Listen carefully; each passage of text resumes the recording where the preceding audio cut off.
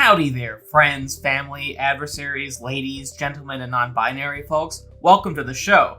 What show is that exactly? I'm not sure, but I'm sure it will be a good one. Today we're talking about Doom Eternal, and it's going to be a spoiler-free video, though I'm not sure what there is to spoil in a game just about killing demons. But I won't spoil anything because I care about you. Also, I'll try and refrain from using too many Slayer references, but the key word there is try. After all, I have seen the darkened depths of hell. So with that, onto the video. Doom Eternal's chaotic first-person shooter gameplay literally left me breathless. The sequel to id Software's 2016 reboot is even more hectic than the previous game, hitting the player with frenetic, fast-paced gameplay that's heavy with non-stop action right from the start. Like the classic Doom games from the 90s, you play as Doom Guy, aka the Doom Marine or the Doom Slayer, no relation, who hates demons more than I hate Anthem. As a demonic horde invades Earth, Doom Guy must accrue new weapons like machine guns, plasma rifles, shotguns, and the BFG 10,000, the latest iteration of the big fucking gun that can likely be attained in America without a background check. With these weapons and abilities like a double dash, double jump, chainsaw, flamethrower, and blood punch, don't worry, I'll explain the functionality of these weapons in due time, you have plenty of destructive tools at your disposal to help take down Hell's minions, and you will need the game's entire arsenal to prove victorious. Doom Eternal is a difficult game. As you gain new weapons and upgrade your abilities, Doom Eternal becomes more challenging.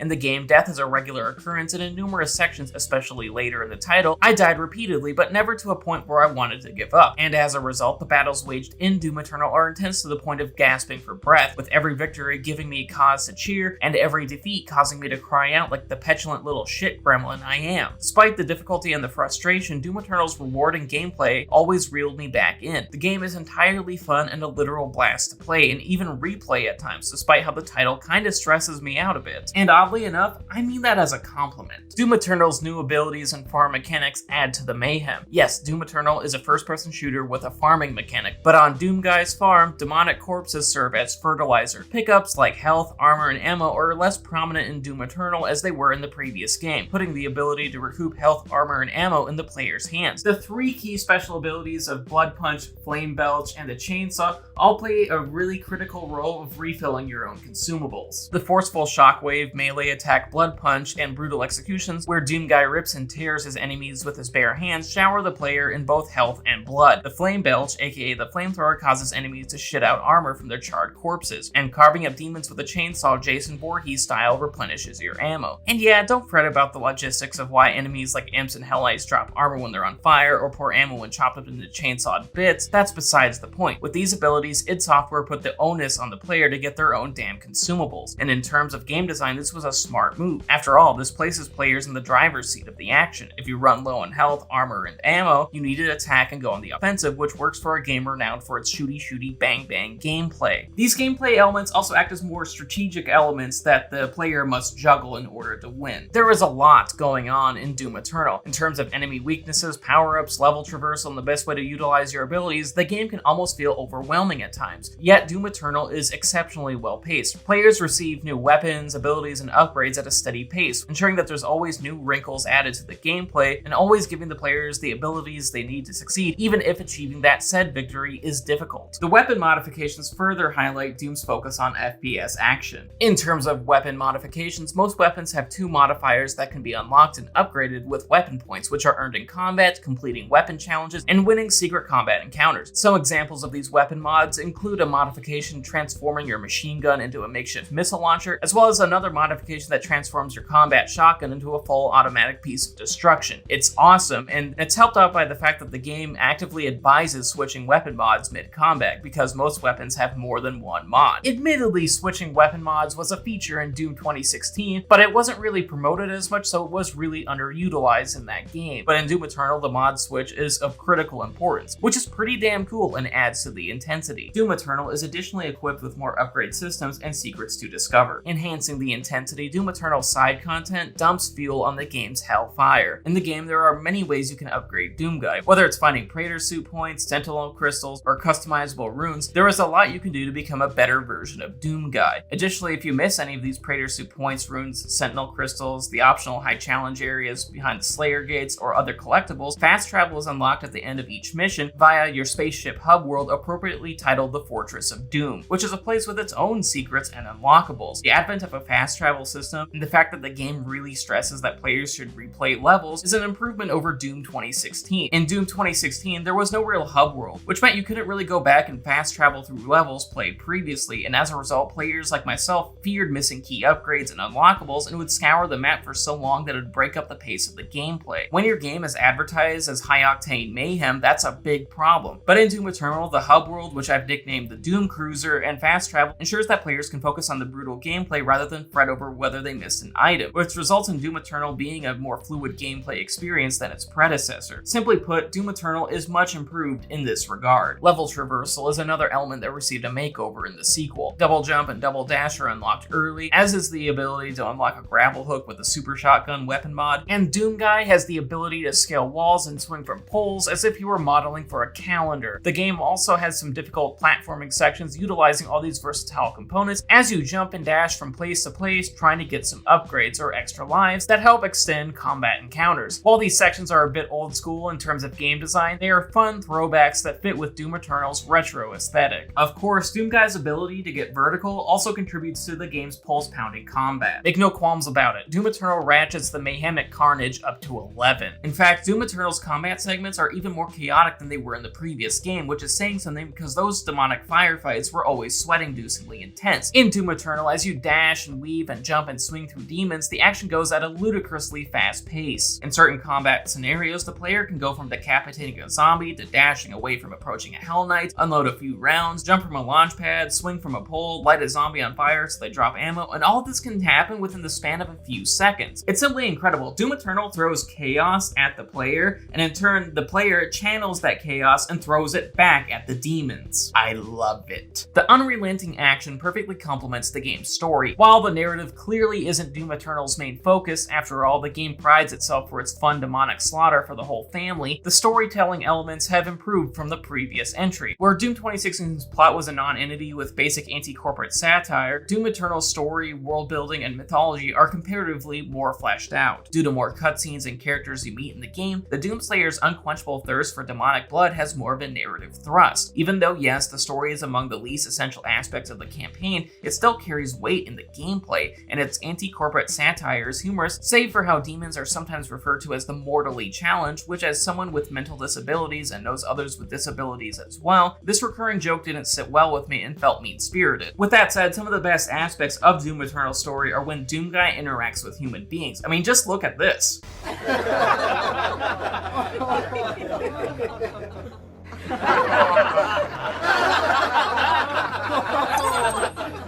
I am highly amused. Doom Eternal does contain a few flaws. While the FPS actioner is undeniably a great first-person shooter experience, Doom Eternal isn't without fault. Firstly, the game doesn't trust the player to figure out enemy weaknesses for themselves. Whenever being introduced to a new demonic entity like the Cacodemon or the Arachnotron, Doom Eternal literally stops to inform you the best way to defeat these enemies, even though the player could probably figure that out for themselves. It's simply unnecessary, and the constant pauses are distracting and shortly break up the flow of the game. They even do this for boss fights as well. What? For a game that prides itself on rip and tear, this element unfortunately rips ass. Another problem is that Doom Eternal's multiplayer isn't very enticing. It's a 2v1 round-based game type where 2 people play as demons and 1 person plays as Doom Guy. While controlling demons sounds fun, after all there's a really good section of the campaign where you control a revenant, it just doesn't make for a compelling multiplayer experience. The multiplayer just isn't very fun, though I do appreciate how it added cosmetic options to the proceedings, especially the unicorn outfit, because that outfit is hilarious. Doom Eternal's biggest problem, however, is the enemy type known as the Marauder. In terms of gameplay, the Marauder really sucks. He is a defensive demon whose most notable attribute is his shield. Get it, Mass Effect fans? He's a Marauder with a shield. Whatever the case, the Marauder is way too overpowered. In Doom Eternal, the Marauder can block every attack, even a shot by the BFG. You know, the gun that's known for killing everything. Marauder, I solemnly swear that you're up to bullshit. What makes the Marauders so bad is that they run counter to every aspect of the game. Doom Eternal is about going on the offensive and striking quickly, yet with the Marauder, you can only hit them with a counter attack, otherwise they just block all of your shots. As a result, fighting them is a complete tonal whiplash, and I got really frustrated because the Marauder is the only aspect of the game where winning against them felt like it's due to luck rather than skill. He sucks. With that said though, Doom Eternal is a terrific first-person shooter experience and one you shouldn't miss. It's an incredible game that'll literally take your breath away. The game features some of the most intense and mad combat I've ever had the pleasure of playing, and honestly, I'm looking forward to replaying the game more and seeing everything it has to offer. Rip and tear indeed. So that was the video. I hope you enjoyed it. Please leave a like, rating, and subscribe to my channel. Tell me what you thought about Doom Eternal in the comments, and also consider contributing to my Patreon. Every dollar helps keep this show going. And speaking of which, I just want to thank my high-tier patrons, Slasher Bales, Mom, and Miles Nelson.